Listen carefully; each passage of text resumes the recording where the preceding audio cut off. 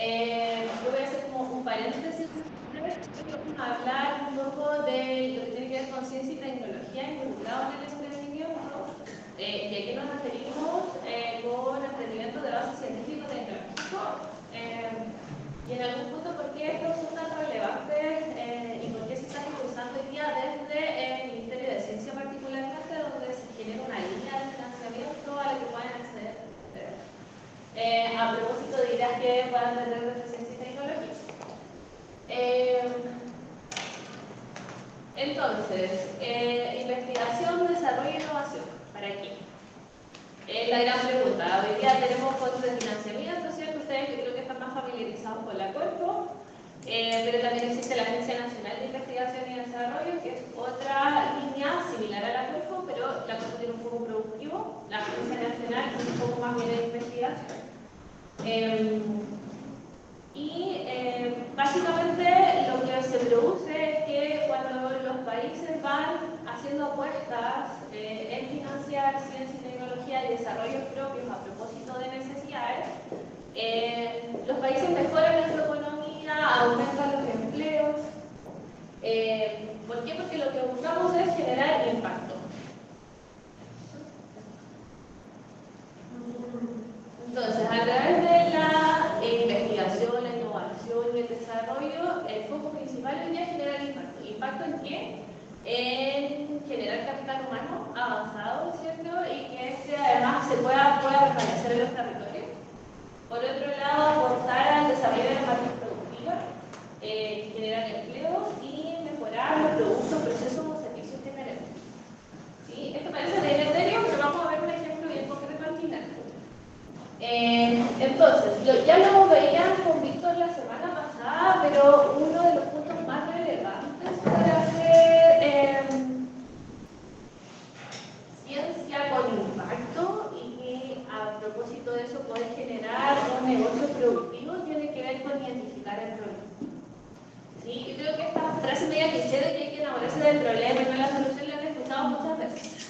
A propósito de que son emprendedores, pero es real, o sea, la definición del problema respecto a cuál es el problema que estamos resolviendo con nuestro producto, proceso o servicio, quién tiene este problema y dónde y cuándo ocurre el problema son la definición principal para poder decir, bueno, la solución realmente impacta y no es porque la solución a mí me guste y a mí se me ocurrió, sino que viene a poder resolver alguna problemática.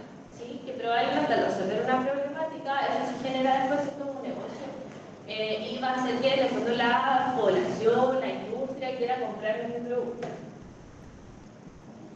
Entonces, una vez que identifico el problema, ¿cierto? Probablemente nosotros tenemos una tendencia siempre a generar la solución inmediatamente. Es como, ya, tengo un problema porque no me puedo sentar en el suelo. Entonces, lo primero que se me ocurre es una silla y desde ahí voy generando, ¿cierto?, la solución inmediatamente. Ahora, respecto a las soluciones, y esto es sumamente relevante porque no lo hacemos, ¿ya? Tiene que ver con preguntarse si existe algo similar a lo que yo estoy creando en el mundo. ¿Sí? ¿Por qué? Porque como hablamos de ciencia y tecnología, y lo vamos a ver más adelante, mucho tiene que ver con cómo yo protejo mi producto, ¿cierto? Cómo en el fondo evito que alguien me copie el producto que yo estoy desarrollando. Entonces, lo primero es poder ver si lo que yo estoy proponiendo existe en el mundo. Eso es lo primero, porque muchas veces uno le pregunta al emprendedor cuando va a hacer un pitch y va a vender su producto que esto no existe. Y resulta que uno toma el teléfono, googlea un poco y resulta que existe en Holanda, resulta que hay un producto similar en México. ¿Vale? Gracias. Entonces, para poder identificar si existen otras soluciones similares en el mundo, existen distintas plataformas. ¿Ya? La más conocida por ustedes y por todos nosotros es Google. O sea, yo podría tener hoy día una solución o una problemática, un producto, proceso, servicio que no sé, solucione lo que hablábamos, como un ejemplo, como puede sentarse en un espacio de los salones. Entonces, yo lo primero que podría hacer es googlear, un ejercicio básico. ¿Ya? una vez que yo googleo, veo que efectivamente no hay nada similar en el mundo, yo pudiera ir a otras plataformas más sofisticadas, ya que están relacionadas directamente con la propiedad intelectual, como son, por ejemplo, INAPI, que es nuestro Instituto Nacional de Propiedad Intelectual. Almacena una base de datos gigante respecto a las protecciones que se han solicitado, ¿sí? Y es una herramienta muy útil porque uno pudiera ver si lo que está proponiendo es nuevo, pero también, que no vamos a profundizar acá, pero pudieran ustedes utilizar patentes que estén liberadas para poder hacer productos y servicios también. Entonces, ¿cómo construimos esta como búsqueda del estado del arte de poder identificar que no existe nada más en el mundo?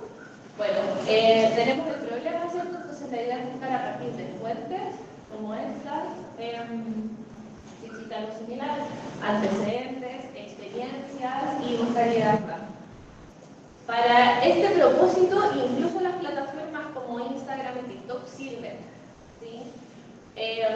Porque cuando vamos buscando después poder avanzar en la protección intelectual, quienes son los peritos y que buscan la información, buscan absolutamente todas las plataformas. Eso considera Google, YouTube, como les mencionaba, TikTok, Instagram, etc.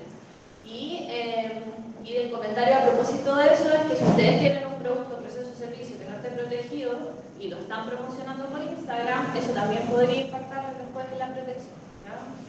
Se los dejo ahí como dato. Entonces, quería hacer una pregunta. ¿sí? Por ejemplo, cuando las patentes están presentes, ¿uno podría utilizar una patente así? ¿Dónde la buscamos? INAPI, pueden buscarla. INAPI, que es INAPI.cl, tiene un buscador, le va a sacar un montón de información, pero la idea es poder acotar lo que andan buscando lo más posible. Y tiene ahí el buscador tanto de patentes como de marcas. No vamos a hablar tampoco de marcas, pero si ustedes tuvieran la idea, por ejemplo, de generar una marca, también la podrían ir a buscar ahí para ver si existe, quién la tiene, etc. Vamos a averiguar un ejemplo. Entonces, investigación, desarrollo e innovación, que son estas siglas que ahora estamos dando vueltas cada vez más seguido, que es I más D más I. Y posteriormente lo que buscamos con el impacto, que es la transferencia tecnológica y el emprendimiento. Acá algunos ejemplos de cómo impacta en el fondo la investigación y el desarrollo en nuestros insumos bien diarios. Hoy día está la aspirina, por ejemplo, que es un fármaco que yo creo que todos conocemos, ¿sí? La historia es que la aspirina, cuando se generó, fue protegida mediante un mecanismo de patente de invención. Esa patente se terminó hace algo tiempo ya. Y por lo tanto, hoy día ustedes pueden aún comprar aspirina, pero por otro lado, en algunos casos podrían comprar ácido acetilsalicílico, ¿cierto? Que básicamente es lo mismo. Y eso ocurre con las patentes. Realmente tienen una duración de la protección territorial, pero cuando esta se termina, el resto pudiera usarlo. De ahí salen además los fármacos genéricos, por cierto, como dato. Entonces, hacemos investigación, desarrollo e innovación para sacar productos, procesos o servicios que de alguna manera tengan un impacto en el mercado. Apple, por ejemplo, depende mucho de toda la investigación y desarrollo que hace para sacar nuevos productos cada año, que es toda la industria de tecnología. Gatorade aparece en el mercado a propósito de una necesidad y de una problemática que se detectó en una universidad en Estados Unidos. Hoy día es utilizada mundialmente, pero en su época fue producida para que el equipo de fútbol americano de esta universidad pudiera tener una recuperación mucho más rápida cuando entraba en el juego. Lo que provocó que el equipo además rápidamente pudiera estar jugando mejor, ganaron, no conozco mucho el fútbol americano, pero como ganaron la Copa ese año, se hicieron famosos. Y después todo el mundo quería tomar el mismo líquido que ellos estaban tomando. Ahora ya también está liberado, que tiene ahora su sustituto, ¿cierto? Pero en su época es una investigación que sale desde la universidad y que llega al mercado. Esos son como los ejemplos que estamos buscando. Entonces, de ello tenemos formas de llevar productos al mercado, y aquí es donde ustedes tienen, por ejemplo, un rol fundamental, porque muchas veces vemos a la universidad como algo como muy lejano, etéreo, y En el fondo, te dice que las universidades como que investigan para el proceso, pero no generamos en qué estado de desarrollo están. Estoy integrando ya como un lenguaje común. Entonces, DRL1 es cuando estamos como a nivel de idea, o en ámbitos de investigación cuando estamos en investigación básica. Hoy les vamos a mandar en la PPTA, porque yo creo que se debe mejor ahí que acá. Entonces, DRL1 estamos a nivel de idea. El siguiente estado interesante es DRL3, que significa que yo hice ya alguna prueba a nivel de laboratorio, ¿sí? Y que por lo tanto tengo al menos una demostración de que esto a nivel de escala pequeña funciona. Lo difícil es pasar desde el DRL3 al DRL9. Y entonces, tenemos un estado que es el más costoso, digamos así, que es pasar desde el ambiente de laboratorio o de la prueba pequeña a el ambiente real, ¿sí? Y en función de eso, poder ir escalando los modos de funcionamiento fundamental. Y además, en la forma en la que yo voy haciendo las pruebas de mis productos, procesos o servicios, es como yo voy avanzando en el estado de desarrollo. Entonces, por ejemplo, después llegamos a un DRL7, que es el sistema que yo estoy generando, productos, procesos y servicios, en un entorno real. ¿Eso qué quiere decir? Que ya lo saqué del laboratorio, de alguna manera lo sale, y ahora lo estoy probando en un entorno real. Y ya el 9, que es el deseable para todos, es que esto ya se está instalado, está aplicado, está probado como yo lo había pensado a nivel abajo, en las ciencias, pueden ver más o menos cómo avanza el estado de desarrollo de una tecnología, desde el ambiente de laboratorio, un ambiente simulado y el ambiente de red. Y cómo ocurre la investigación, el desarrollo y la innovación finalmente, que es de lo que estamos hablando. ¿Sí? Bueno, no les conté la historia, pero bueno, el sistema no se me ocurrió a mí tampoco, sino que es un sistema que implementó la NASA en la década de los 70 a propósito de que tenían muchos proyectos andando y no sabían como cuál estaba más maduro que otro. Entonces inventan esta escala para decir, bueno, este proyecto está en un estado mucho más avanzado que este y en el fondo para poder hacer una priorización.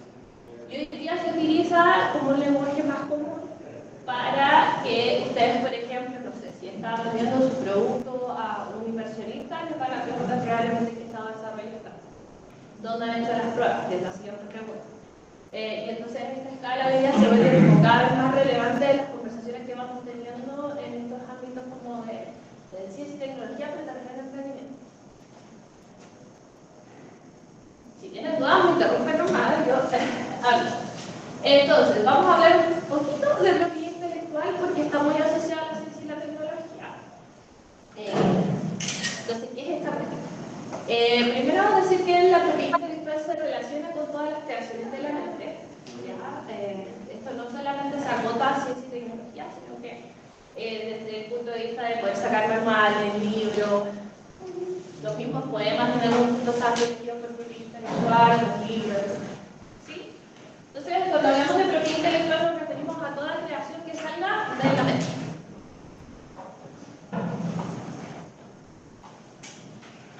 ¿Qué se puede proteger? Es lo interesante. Nosotros podríamos proteger marcas, ¿cierto? Que es más conocido. Podríamos proteger manuales y protocolos, podríamos proteger software hoy día, métodos, podríamos proteger tecnologías o productos, procesos, paquetes tecnológicos. La verdad es que hoy día hay una gama de actividades que se pueden proteger intelectualmente bajo distintos instrumentos. ¿Sí? No espero que esto se lo sepan, sino que más bien se lo voy a dejar ahí como para que puedan ver cómo es la gama de protecciones intelectuales y a qué está asociada. Y aparte que se ve pésimo. Pero, por ejemplo, las patentes de invención, que son las más conocidas, que no es lo mismo que una patente comercial. Eso hay que hacer ahí la separación. Las patentes comerciales son para vender productos, no sé qué. Esto tiene que ver con la protección intelectual. Entonces, yo pudiera proteger productos, ¿sí?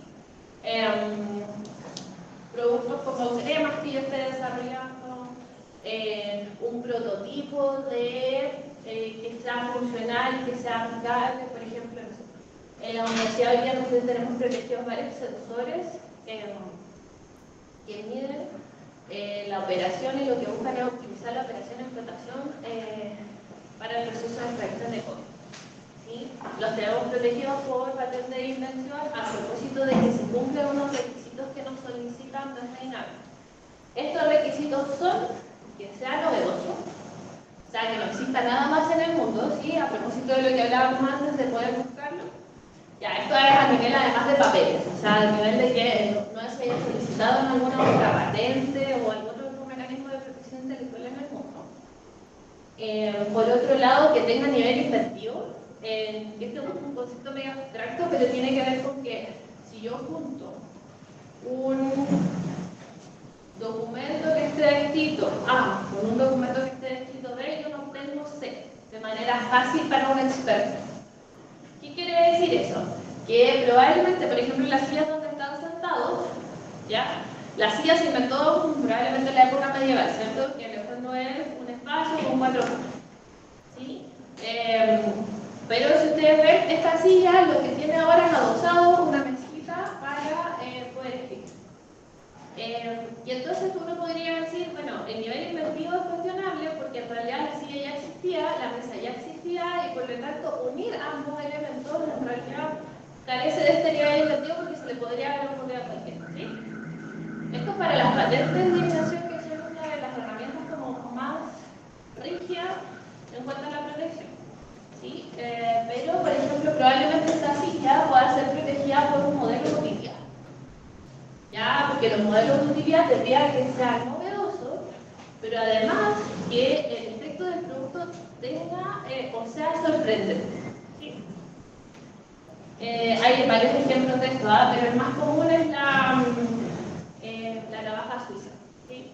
Que en el fondo es un elemento que junta muchos otros elementos de manera funcional y que por lo tanto cuando se protege la navaja suiza, lo que se protege es esto de que, tiene así un cuchillo, una cuchara, un destapador de botella, no sé qué. Solo un montón de elementos que por sí solos existen, pero todos unidos provocan este efecto sorprendente.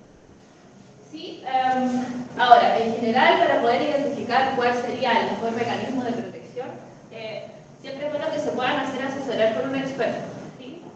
A propósito de estos detallitos que estamos conversando, que no es necesario que lo sepan como tal, pero sí que este experto en la materia podría decirle sí, en realidad lo que tú estás generando podría ir bajo esta línea a propósito de que cumple ciertos requisitos. ¿Sí? Ahora, dentro de las protecciones intelectuales, lo que encontramos como de manera más común son los registros de marca, ¿sí? Que te permiten, ¿cierto?, tener una identificación en el mercado para que, por ejemplo, te copian la imagen y tú puedas volverte como este producto único. ¿Sí? Ahora, ¿cómo impacta la propiedad intelectual en el emprendimiento? Es muy interesante. ¿Por qué? Porque si estamos hablando de emprendimientos de base científico-tecnológica o que tienen ciencia involucrados, tiene que ver con que probablemente cuando yo vaya al inversor me va a ayudar a facilitar la inversión. Porque el hecho de que yo tenga una protección intelectual de alguna manera me valida que tengo un monopolio por una cantidad de tiempo en el mercado. Ese es el objetivo. ¿Sí? Bueno, genera más oportunidades efectivamente y además resguarda la inversión en innovación. A propósito de este monopolio en el mercado, yo aseguro que yo voy a tener, en el caso de las patentes son 20 años, en el caso de los modelos de utilidad son 10, o en el sector industrial, por ejemplo, como la Coca-Cola, que puede ser eterno y va a depender cuánto dure el secreto. ¿Sí? Les traje un ejemplo bien particular respecto a la protección intelectual y a los casos de infringimiento de marca. ¿Ya? Porque es importante. Yo no sé si lo escucharon en las noticias, pero salió como en 2022 o 2023, pero había una señora en el sur que vendía miel de abeja, ¿ya? Y la señora se le ocurrió fantásticamente vender la miel con el nombre así, miel Gibson. No sé si todos han visto la película, pero es William Wallace. Pero en realidad la imagen del actor Mel Gibson, ¿sí? La señora en el sur de Chile vendiendo miel, probablemente en la carretera. ¿Sí? Bueno, todos estos sistemas que yo les estoy comentando funcionan a propósito de estudios de abogados que quieren representación. acciones en Chile, por ejemplo, de Fox, por ejemplo, de Mel Gibson. Entonces, Mel Gibson en su mansión en Estados Unidos se enteró que una viejita en el sur de Chile estaba vendiendo miel con su nombre. Entonces, Mel Gibson activa la demanda a propósito de la representación que tiene en Chile para irse en contra de la viejita. Bueno, la viejita expone esto en redes sociales y por supuesto todo el mundo se fue en contra de Mel Gibson porque cómo se le ocurre él en su mansión irse en contra de la viejita que vende miel en el sur de Chile. Bueno, a propósito de eso llegaron a un acuerdo donde Mel Gibson le dijo, ok, quédate con el nombre, saca mi cara y puedes seguir vendiendo la miel. No les traje la imagen actualizada, pero después ahora sale como una abejita así como disfrazada como de corazón valiente para vender la miel. Bueno, como anécdota, la señora fue a registrar la marca en INAPI para poder quedarse con esto registrado y también ya le habían registrado la marca. O algún otro chileno también en la misma lógica en la que funcionamos, más vivo, registró algo. Ahora, lo bueno es que ya haya tenido un posicionamiento en redes y en el mercado para decir, oye, esta marca es mía, y entonces se hace una revocación y todo el resto, ¿ya? Pero por eso es muy importante también la propiedad intelectual en lo que hacemos, porque si se fijan, estamos haciendo una inversión probablemente y tiene que ver con las pantuflas que están viendo al otro lado, no sé si se ve bien, pero son unas pantuflas que simulan una zapatilla Adidas, ¿ya? Yo no podría ver esto en AliExpress y decir, oye, voy a pedir un container de pantuflas, pero están muy bonitas y las voy a vender en Chile. Bueno, a buenas como a esto no les entrega el producto porque en el fondo es piratería y tienen en el fondo la facultad para destruir la mercancía, ¿ya? Y usted va a decir, oye, pero ¿qué tiene que ver una pantufla que se asimila a una zapatilla de Adidas con infringir? Bueno, lo mismo, Adidas tiene un representante de Chile que se hace cargo de que no haya una equivocación o un producto erróneo que se pueda entregar al consumidor. Y este producto realmente es Adidas cuando no lo es, y por lo tanto se dedican a poder identificar este producto y a la destrucción de los mismos. Tengo muchos ejemplos de eso, pero el mensaje acá es que también en el caso de que ustedes lo que estén pensando es poder exportar ciertos productos que puedan parecer un buen negocio, también tengan cuidado. Porque sobre todo lo que tiene que ver con registros bancarios y la protección de la marca frente al consumidor son súper fuertes. Claro, y ustedes se preguntarían por qué Adidas se va a ir en contra de estos gallos que generan pantuflas en China. Es porque supongan que el producto viene dañado o genera alguna alergia en la piel, supongan, o algo similar, en el fondo lo que hace es afectar la marca. Y ese es el valor que tiene la marca. Entonces es tan importante que en el fondo las grandes marcas invierten en eliminar todos estos productos que puedan inducir errores.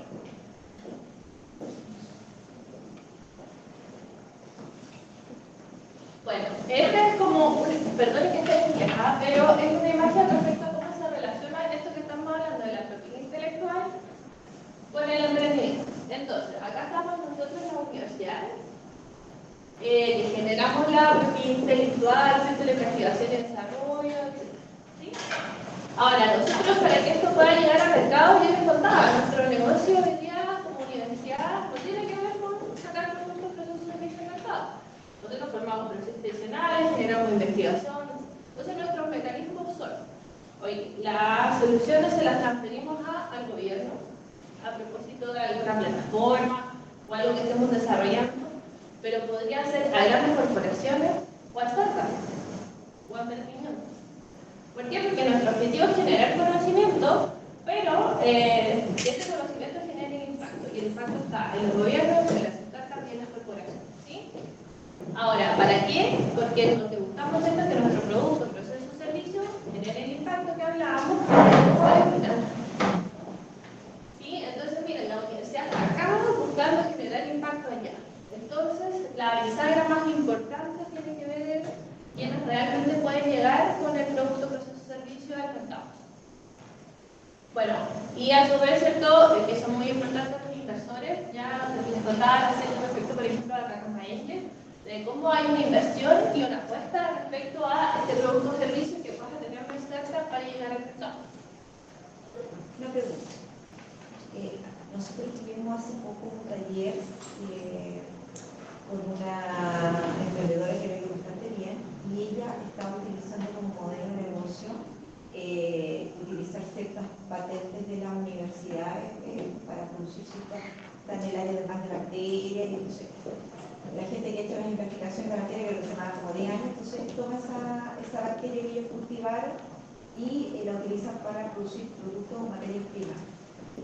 Cuando se pasan estas cosas, que uno realmente hubo una investigación y que tal vez una startup necesita, ¿cierto? Para que se va a meter la base científica, sino que utilizar esto que ya está descubierto por la universidad, ¿cómo es el sistema de porcentaje que uno tiene que pagar a la universidad? ¿Cómo va eso relacionado? Muy buena pregunta. Esa es como el área chica de cómo se materializa esta relación con las corporaciones y startups. Bueno, hablamos siempre que la investigación y el desarrollo de alguna forma necesita inversión para realizarse, ¿sí? Y a propósito de eso tenemos la ANIL, que era la Agencia Nacional de Investigación que nos financia, la Corfo, y ya está el FIA y hay otras y dentro del modelo, que no es chileno por supuesto, hay un modelo europeo y un modelo gringo a propósito de esto, se genera esto de la transferencia tecnológica. ¿Ya? No tengo una slide de esto, pero esto funciona así. Lo que yo produzco como universidad lo vamos a asociar a como que yo tengo una casa, ¿ya? Entonces, yo como universidad tengo una casa y se las voy a entregar a ustedes en esta lógica para hacer el negocio, la investigación, el negocio, poder llegar al mercado, etc. Entonces, yo lo que hago es entregarles el arriendo de la casa, ¿sí? Y esa entrega de arriendo está asociado a lo que llamamos royalty, que es un monto que oscila entre el 0% y el 10% de las ventas en general. Está súper regulado, pero depende de la industria, la que vayamos a impactar. Por ejemplo, nosotros hemos tenido contratos de licencia por 3% de royalty y 5% de royalty de las ventas. ¿Sí? Y quiere decir eso, que ustedes como emprendedores van, hacen el negocio y al final de año nosotros vemos cómo les fue las ventas y a propósito de esas ventas tomamos un porcentaje que está comprendido siempre entre el 0 y el 10%. De esas ventas para la retribución a propósito de la creación. Y cuando ocurre eso, las universidades actualmente en Chile, la mayoría, tienen también regulado que ese ingreso a la universidad se distribuye en investigadores y en las oficinas que hacen toda la tramitación en general. Y respecto a los plazos monetarios, ¿cuánto dura la transferencia? Mira, siempre está bien asociado a varias cosas. Primero, al activo de propiedad intelectual. ¿Sí? O sea, si es una patente que son 20 años, puede ser a 20 años. No sé, en el caso de los software no se recomienda que sea más de 5, y es como mucho, porque en realidad la novedad del software es probable que muera. Y así sucesivamente. Bien de caso a caso, hay relaciones muy a largo plazo también. Vamos a ver un caso bien particular desde las universidades cómo se transfirió, cómo ya están en el mercado chileno también. Ahora, cosas importantes que conversábamos en el... Yo puedo tener un producto, proceso o servicio, ¿cierto? Pero cuando yo lo publico en mis redes sociales para comercializarlo previo a hacer cualquier evaluación, puedo estar catando la novedad, que era uno de los puntos más importantes para poder acceder a la propiedad intelectual y a este monopolio en el negocio. ¿Sí? Entonces, y ustedes me van a decir, ya, pero bueno, yo no necesito vender mi idea porque necesito anotar plata. Se lo voy a decir, ok, existen instrumentos, ¿ya? El instrumento es un acuerdo de confidencialidad. Y cualquier persona seria que quiera escucharlo y que esté interesado en su negocio debería firmarse. ¿Sí? Y eso de alguna manera y legalmente les da un respaldo de que lo que ustedes, la información que vayan a comentar, transar, etcétera, va a estar protegida mediante un acuerdo. Hoy día hay acuerdos de la red, así como si uno googlea, busca un acuerdo de confidencialidad, van a encontrar millones de modelos que puedan. Un abogado les va a decir ya, pero no es sí, porque siempre el documento necesita como su ajuste, ¿cierto? Pero, o sea, si lo necesitan para ir a las ideas como al inversor en 10 minutos más, puede ser uno de la red que en el fondo les resguarda al menos esa información que están comentando. Tengo una consulta. Mira, dos puntos. Uno, el tema de como el uso, porque aquí estamos viendo como el uso ideal de todos estos mecanismos de protección. Es como el uso ideal, en un mundo perfecto donde alguien para escuchar tu idea está dispuesto a firmar un acuerdo de confidencialidad, pero llevándolo como a la realidad. Me acuerdo del evento USCAI que se hizo, donde el director o un profesor de investigación del Instituto de la Universidad Católica, Anacleto Angelini, ¿sí? Él dijo como que una de sus primeras diapos era como: nadie te va a firmar un acuerdo de confidencialidad, como que asúmelo. Y ese cambio de mindset, cuando él lo presentó, todos como los que eran del gremio de científicos estaban así como: ya, sí, tenemos que aceptarlo. O sea, en realidad firmar un acuerdo de confidencialidad no se traduce, o es en el mundo ideal, pero en la realidad, como lo mencionaba, y que me imagino que tiene mucha experiencia, carece de un objeto práctico. Entonces ahí es donde tengo que consultar qué tan real es esto de un acuerdo de confidencialidad, porque si él lo menciona, y si en ese encuentro se hizo como esa aceptación de que un acuerdo de confidencialidad es poco práctico y la bajada no funciona, ahí quería como tú comentar y tu feedback de eso.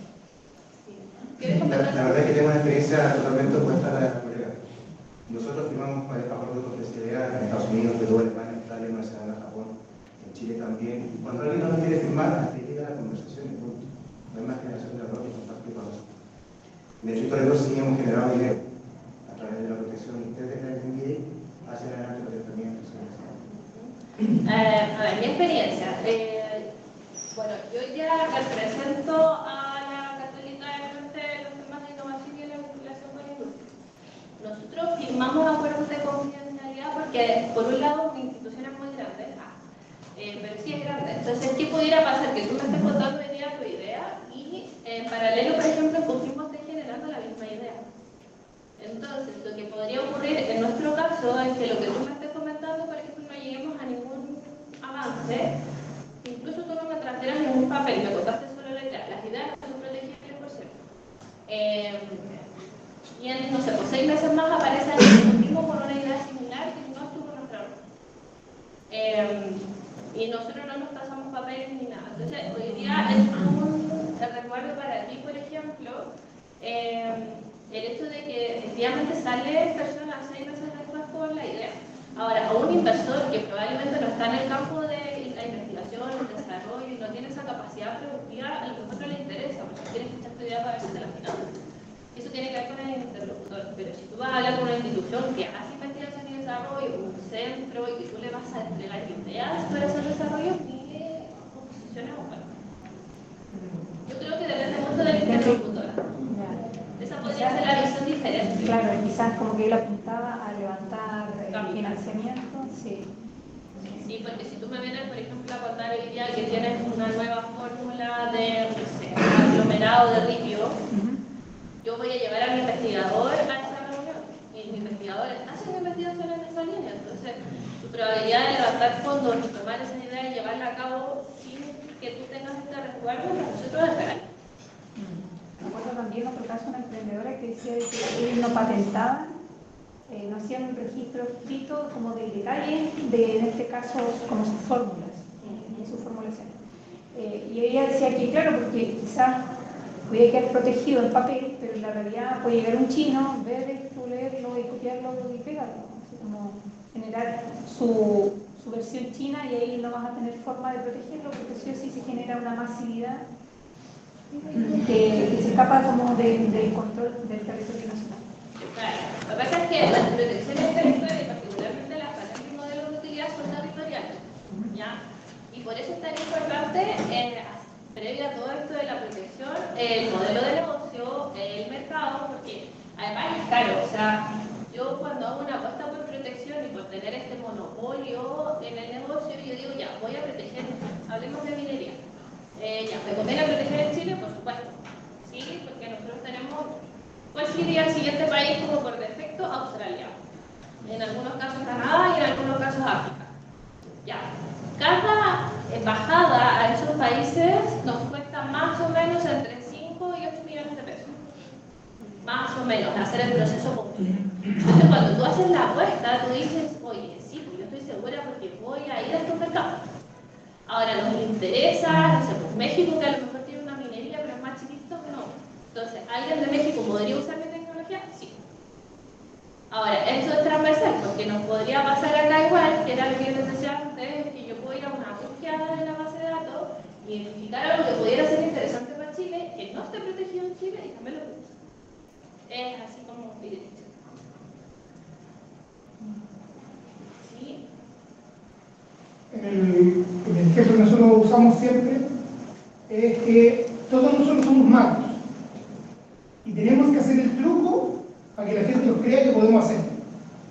Y nos llaman a pitch para inversiones, pitch para Corfo, pitch para cualquier concurso, y tenéis que decir qué es lo que estás haciendo, pero nunca debes mostrar el truco.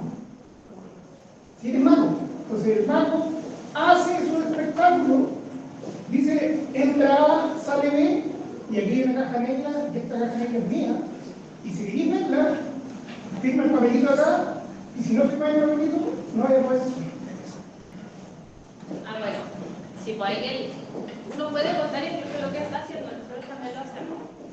Pero tú lo que puedes contar es lo que estás haciendo, pero no el todo. Entonces, como, no sé, a ver, yo voy a construir ahora casas, no sé, con un cemento que es especial, no sé, ignífugo. Oye, pero ya, ¿y te dice tanto tu fórmula? No, pero es que no te interesa. Yo te estoy contando como de lo que puede ser el negocio, pero no en detalle. Porque en el detalle está como lo que dice Raúl respecto a cómo ocultamos el fondo de información. Bárbara, Dime. alguien me preguntó por correo porque está en un proceso de patentamiento y si era compatible con este programa. La respuesta es esa, o sea, para diseñar el modelo de negocio necesitamos saber el qué, pero no el cómo. Entonces, por favor, no me cuenten nada. Nada que sea referencia. Exacto. Lo que sí va para que si la persona está en esas condiciones de no creer en los acuerdos de DNA, es mejor que se apure y meta la solicitud de patente o la solicitud de marca, porque eso, con el tribunal de patente, que eso sí es legal, el que quiera copiar no está pero condenado porque se le tira la ley y la cuestión es sumamente compleja. Bueno, tocaste un punto. Todo esto de los resguardos, todo esto de los resguardos tiene que ocurrir antes de que yo presente la solicitud de patente, ¿sí? O la solicitud de protección intelectual para que hablemos en genérico. Entonces, yo presento la solicitud el día de la mañana, por ejemplo, y yo mañana ya puedo estarle contando al mundo lo que tengo. Sí, porque lo que utilizan los peritos de patentes que van a evaluar luego si eso tiene mérito de eso de que les contaba, van a tomar la fecha donde yo la presenté para atrás. Pero yo desde ese momento en adelante puedo publicar la información, puedo contarla, puedo hacer brochure, etc. Evaluar si proteger nuestra información vale la pena o no. También tiene que ver con el tema de que existe la posibilidad que tengamos que irnos a un juicio con alguien que nos copió. El problema es que, en un caso cercano, desarrolla una plataforma de software, llega otro, mismos colores, mismas funciones, sale al mercado, le dice, oye, es aquí, yo lo tengo elegido, ok, vamos al tribunal, 6 años en el tribunal, y gana el que tenía de verdad la patente, no la copia, pero en esos 6 años ya el mercado pasó, la oportunidad se deshizo, y cuando tenía su producto listo, todos le decían, no sé qué, tengo una cosa que ya está integrada, esa cuestión, así que no la necesito. Las empresas grandes hacen eso con otras empresas, por ejemplo, mineras. Hay una minera que saca cierta patente, la pone, y para que no sea utilizada el máximo de tiempo, y que vaya al tribunal de patente, esta empresa viene y le dice que no, y se van al tribunal para justamente hacer que pase el tiempo, y como son 20 años, ya tener una cantidad mucho menor para poder usarla. Lo que pasa es que O sea, siempre hay historias de malas prácticas, pero también hay historias de muy buenas prácticas. Por ejemplo, si ustedes se meten a la plataforma Open Codelco, Codelco tomó la decisión de abrir todas sus patentes y están disponibles ahí. Sí, pero también Codelco es el que más utiliza de estar pendiente de las patentes para tirarlas abajo. Pero te digo, las patentes hoy día ellos no tienen. Tú tienes conocimiento, la empresa, eso es importante, en lo que sea que se patenta, tienen 45 días para hacer el reclamo correspondiente. Si en los 45 días nadie, en lo que se hizo la patente reclama, ya es un gran paso que, por ejemplo, nosotros como emprendedores estamos dando. Porque en esos 45 días, claro, te pueden hacer el reclamo correspondiente y eso significa ir al tribunal de patentes. Y a extender el tiempo de... Sí, no, solamente notar que uno patenta para poder comercializar su invención, ¿cierto? Uno puede comercializar la licencia o empezar a vender los productos libremente. Pero también muchas veces uno patenta para protegerse. Porque yo podría comercializar mi invención sin preocuparme de que otro me copie, porque tiene un secreto ahí. Pero alguien podría, de acá adentro o de afuera, decirme que me copiaste. Y ponerte demanda a ti y cobrarte a ti por haberlo copiado a él, por una cosa que tú no conocías. Entonces, uno al presentar la solicitud de patente y, como dicen, pasados 45 días sin que haya habido objeción, uno se protege de una posible demanda posterior. Yo tengo una pregunta. Yo antes de presentar mi proyecto en Capibí, ¿ya? Que está enfocado en prevención y educación, en salud bucal, estábamos en pandemia. Entonces yo patenté mi abejita, todo, fui yo nomás, yo me metí a hacer curso de lápiz, qué sé yo, y me tiré a patentar la abejita, y me dijeron, bueno, sí, mira, si te rechazan a la primera, es fácil como saltar, si te rechazan a la segunda, llaman a abogado, perfecto. Me rechazaron a la primera, lo arreglé, yo me rechazaron a la segunda, y dije, uy, no tengo las lucas para pagar el abogado. Entonces ya me por teléfono y nada, y digo, oiga, pero me rechazaron. Hoy yo estaba pidiendo educación y dentista. Entonces, me aprobaron por dentista, pero me rechazaron por educación. ¿Ya? Entonces, yo llamé y dije, ¿pero por qué me rechazan por educación? ¿Qué sé yo? No. Y ahí la niña me dijo, ¿sabe qué? ¿Pero qué es lo que hace usted? Porque usted no encontramos que sea relacionado con la educación. Y cuando yo le expliqué, me dijo, pero usted tiene imágenes, y como yo efectivamente tenía imágenes de los jardines y los colegios, entonces me dijo, ajuste todo eso. Entonces yo ajusté, me acuerdo yo, lo que yo hacía es la patente, pero en la patente de marca de la beca, justamente porque me la rechazaron.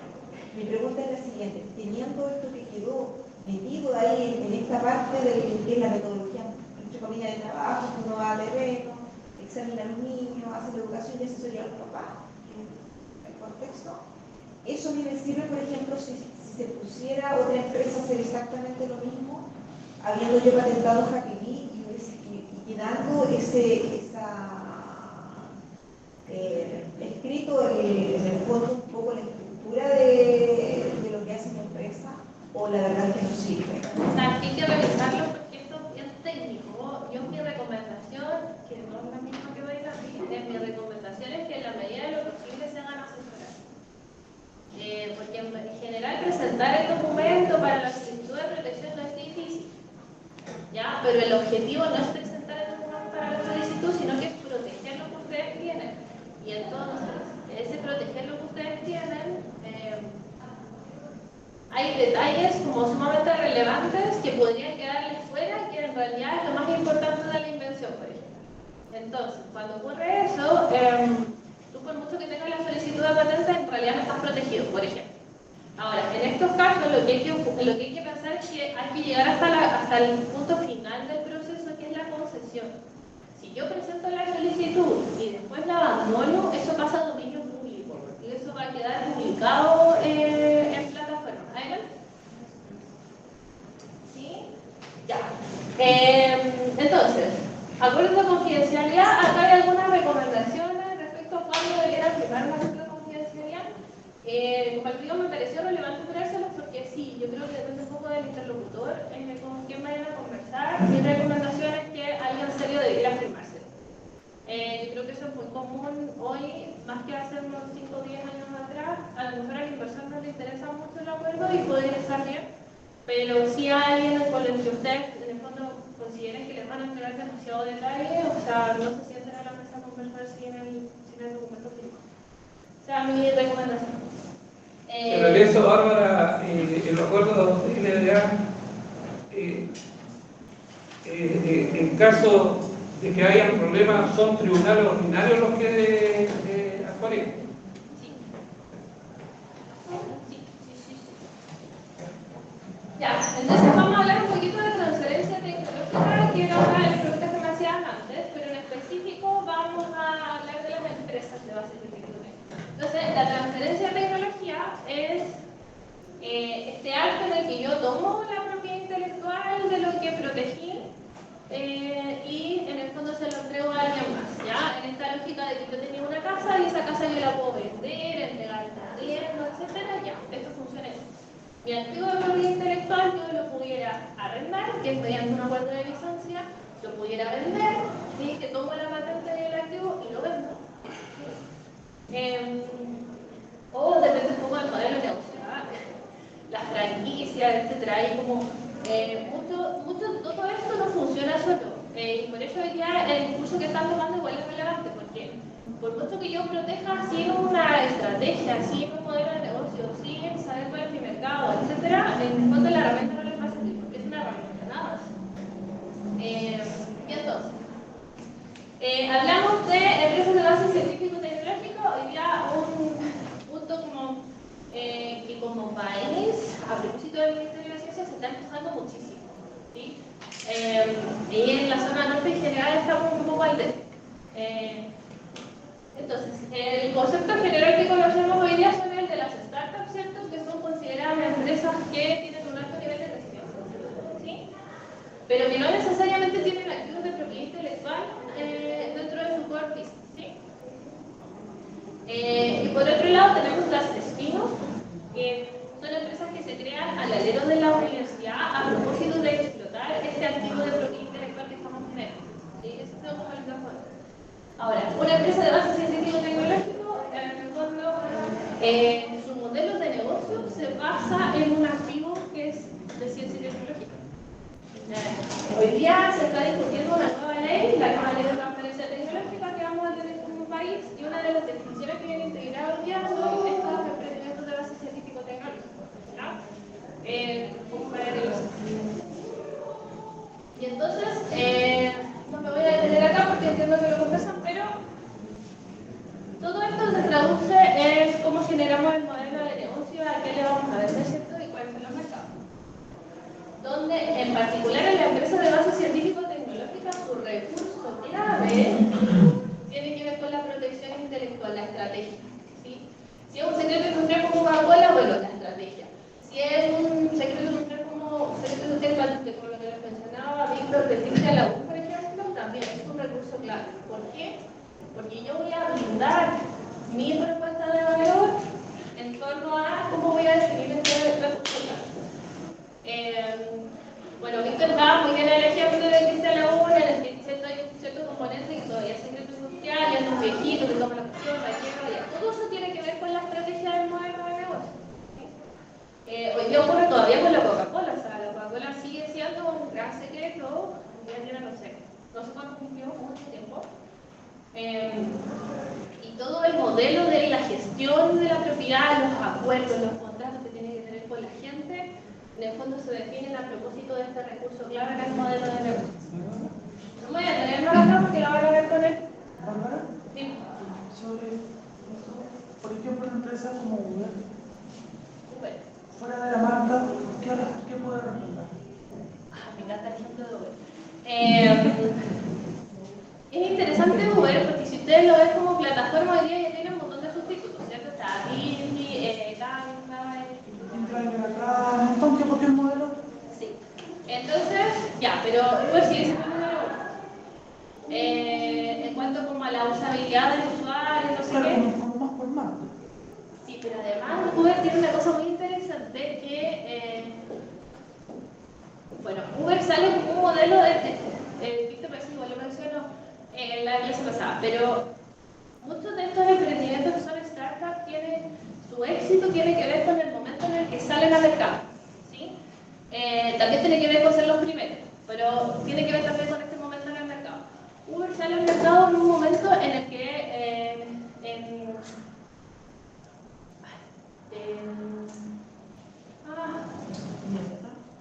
en Europa, pero en Inglaterra estaba en una época como bien baja en cuanto al empleo. Y Uber aparece en un momento en que había gran desempleo y un montón de gente con auto, y entonces su posicionamiento en el mercado fue súper rápido.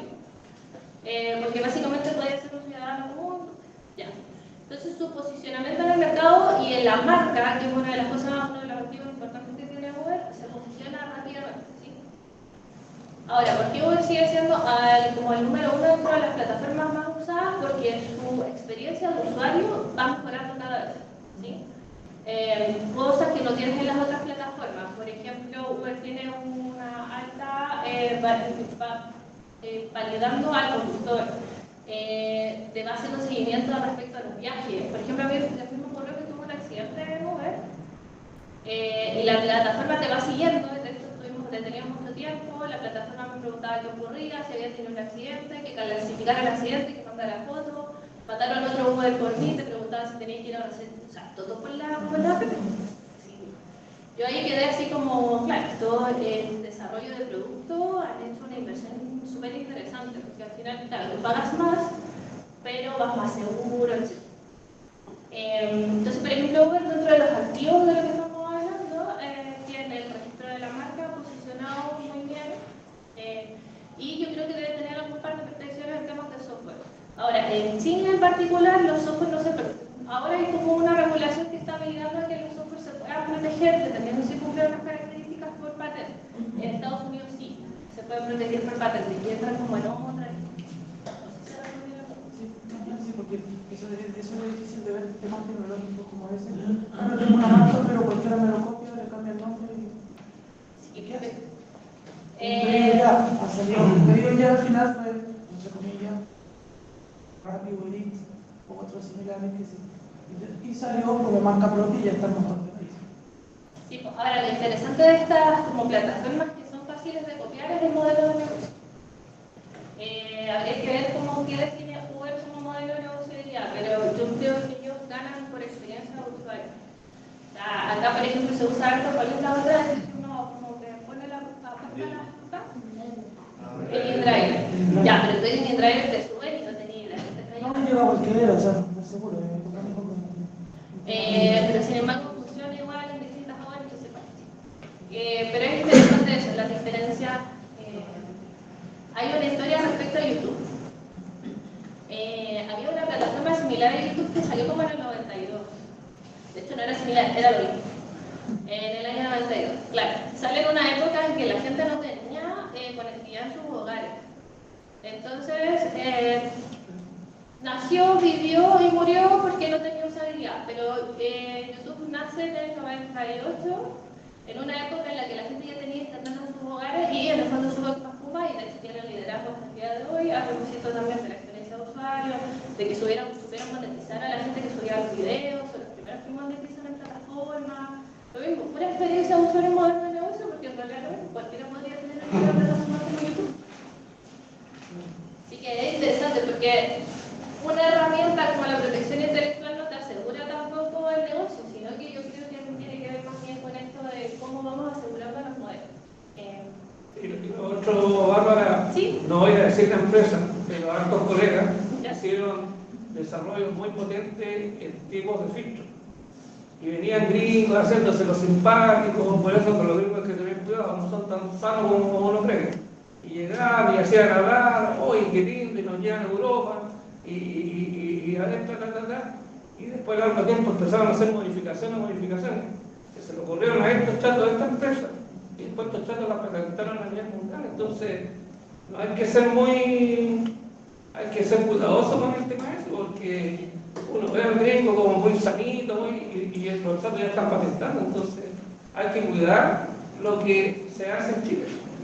Sí, porque además los gringos en particular tienen esta cultura de protección intelectual súper arraigada. Ellos han tenido además televisados grandes juicios respecto a productos farmacéuticos, hay un montón de historias que principalmente vienen desde Estados Unidos. Entonces, claro, tienen nosotros en Chile tenemos una cultura más bien, no voy a decir, pero más pirata que de protección intelectual. Somos muy buenos con la piratería. En algún momento se decía que estábamos en una lista negra por ahí para Estados Unidos, por ejemplo. No sé si es comprobable eso, pero China está en la lista negra de todos. De hecho, te recomiendan no proteger en China porque finalmente te lo van a copiar igual y te está lo mismo. Claro, pero cuando quisieron sacar unos paneles solares para el mundo, Estados Unidos y otros países dijeron que ustedes sacan esos paneles solares, le dan la violeta demanda porque todo lo que ustedes están sacando está patentado.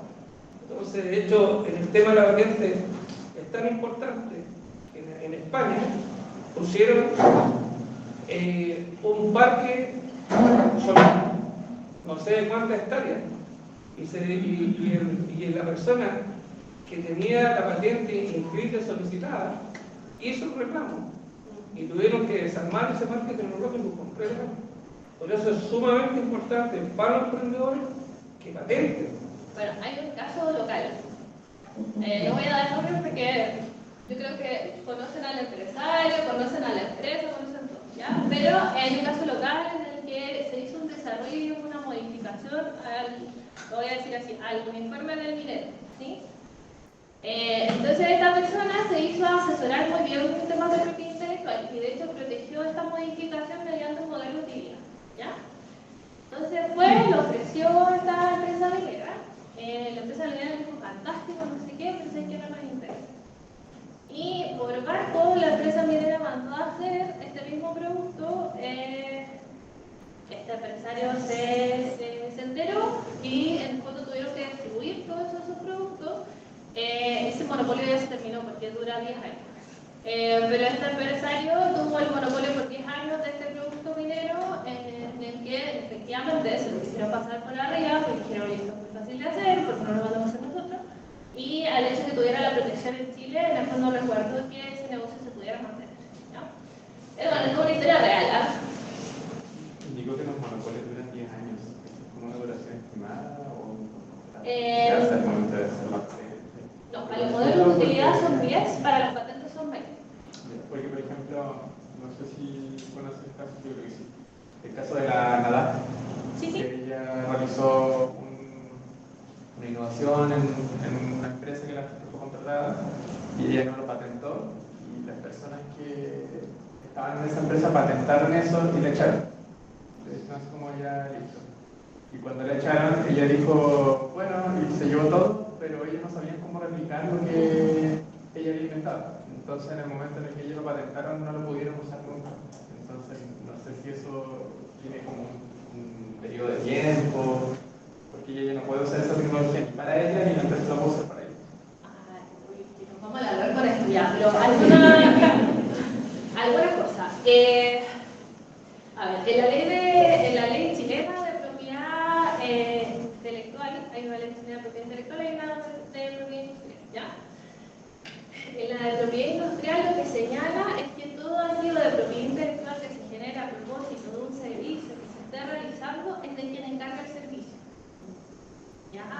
Entonces, muy probablemente si ustedes están al alero de una empresa, las cuales paga por hacer, por ejemplo, desarrollo tecnológico, son parte de las áreas de innovación o de gestión de desarrollo de productos, etc. Todo es de la empresa que en el fondo te encargó esa actividad. Ahora, ¿cuál es la obligación de la empresa? Reconocer quiénes son los inventores de ese producto. O sea, que en el fondo tu nombre vaya dentro de la patente de invención y todo. Igual que un caso de una nueva enlace.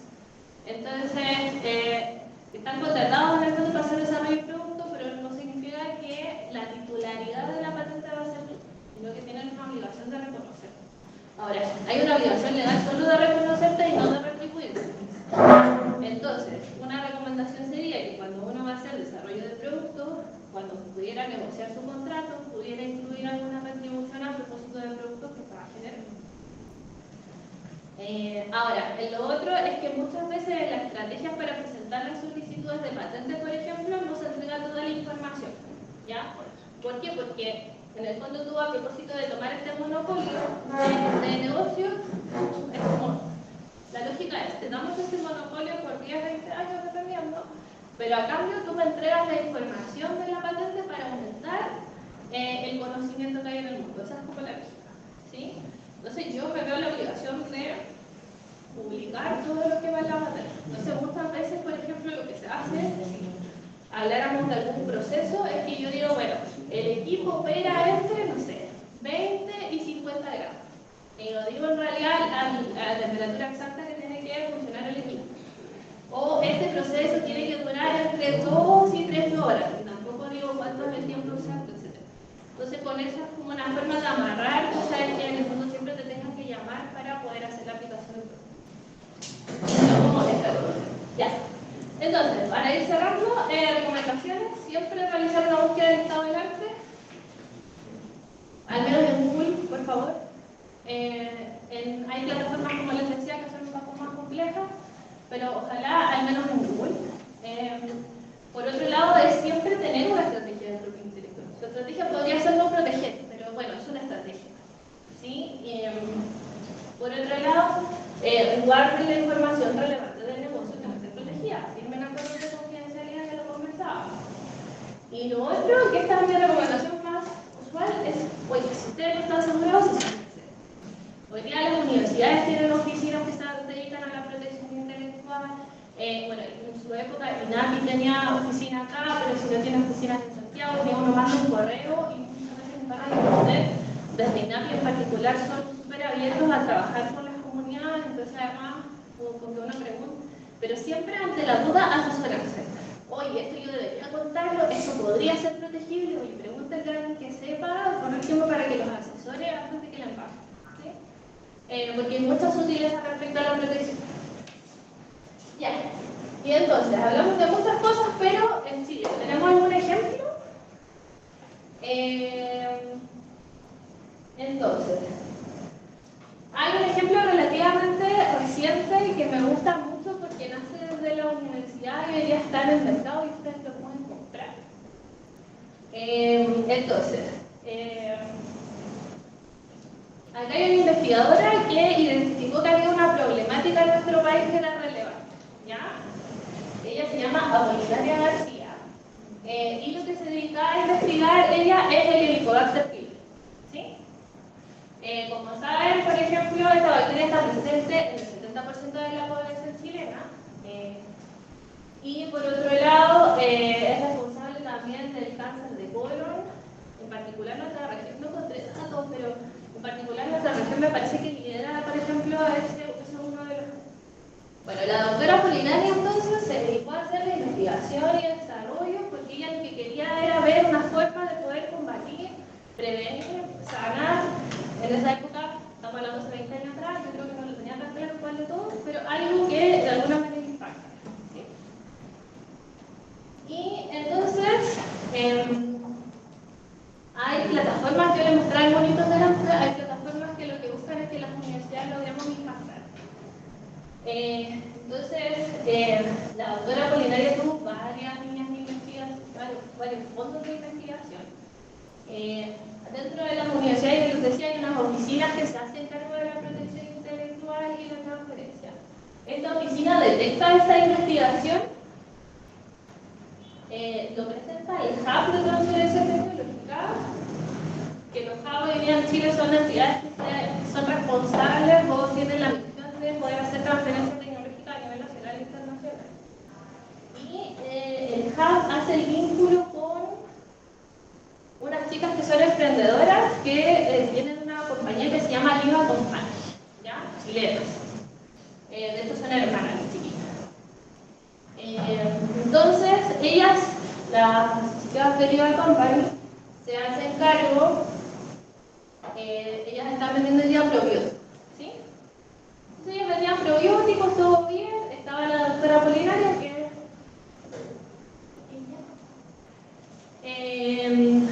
haciendo su investigación, entra en esta relación sinérgica el gestor de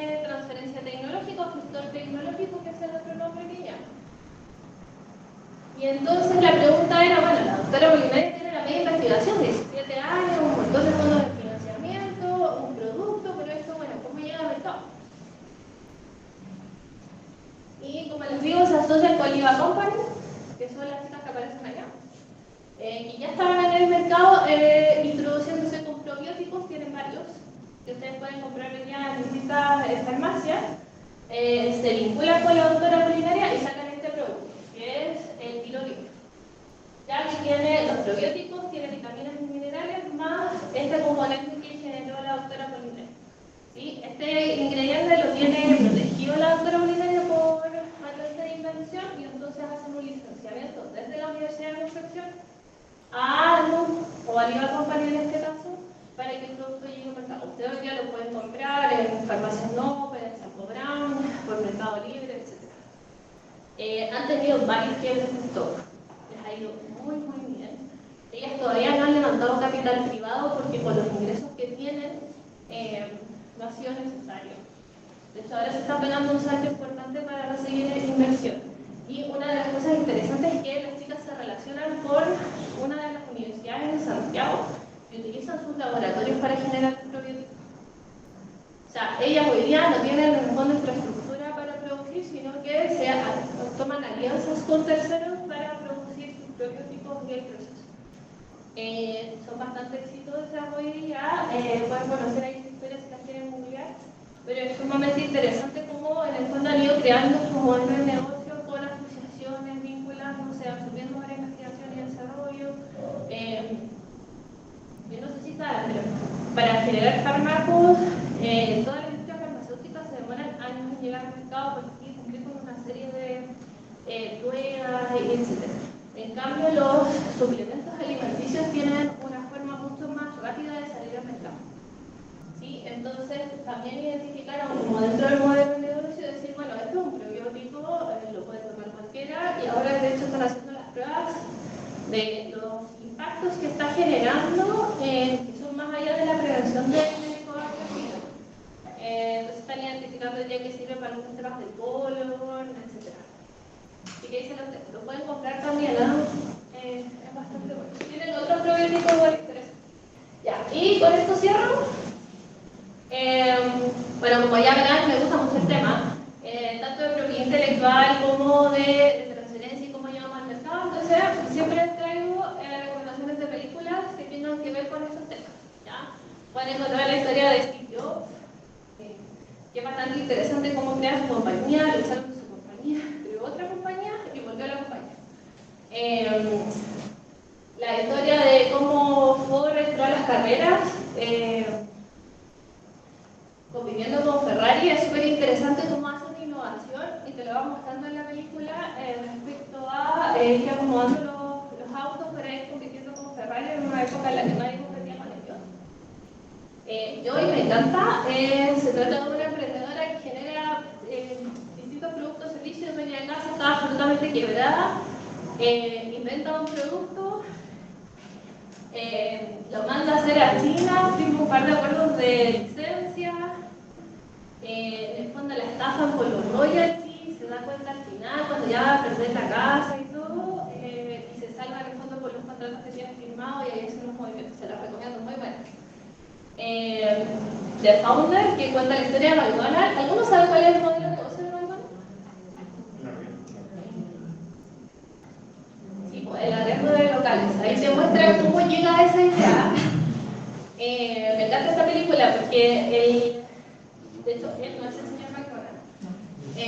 Pero además llega a un punto que está quebrando. Tiene, no sé, como 100 establecimientos en Estados Unidos y se está yendo a la quiebra y él no entiende y los números no le cuadran. Y se topa con alguien que le dice, oye, ¿estás haciendo mal el modelo de negocio? Y él le dice, ¿cómo? Sí, porque en realidad lo que tú tienes que hacer es comprar un terreno, montar el edificio y en el fondo, como es una franquicia, ir vendiéndole el arriendo a quien te compra la franquicia. Y así él se hace millonario. También hay un tema con los royalties para que lo vean, pero él McDonald's hasta el día de hoy tiene que pagarle royalty a la empresa McDonald's, pero es por el 1% de las ventas. Del 1% de las ventas. Y finalmente está el código Enigma, que es la historia de cómo genera la primera computadora. Y esta historia se las recomiendo